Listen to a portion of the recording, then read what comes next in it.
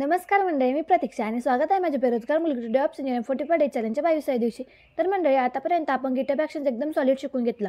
आपण आपला project GitHub वर्कस्पेसवर deploy केला आणि डॉकर वापरून आपल्या स्वतःच्या सर्व्हरवर सुद्धा डिप्लॉय केला. मला खूप आनंद झाला होता, पण मग एकदम इम्पॉर्टंट क्वेश्चन आला.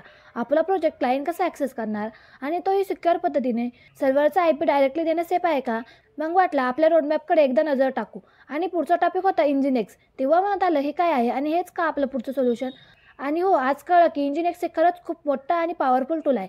आज मी शिकले इंजिनेक्स म्हणजे काय, ते कसं वर्क करतं, त्याचे की फीचर्स कोणते आणि खूप हेवी पण इंटरेस्टिंग गोष्टी. इंजिनेक्स एक सर्व्हर आहे. इंजिनेक्स रिव्हर्स प्रॉक्सीसारखं काम करतं आणि सर्वाद्वारे ते लोड बॅलन्सर सुद्धा आहे. उदाहरणार्थ, जर एका सर्व्हरवर खूप लोड असेल आणि तो हँडल करू शकत नसेल, तर इंजिनेक्स ते रिक्वेस्ट वेगवेगळ्या सर्व्हरवर डिस्ट्रीब्यूट करतो.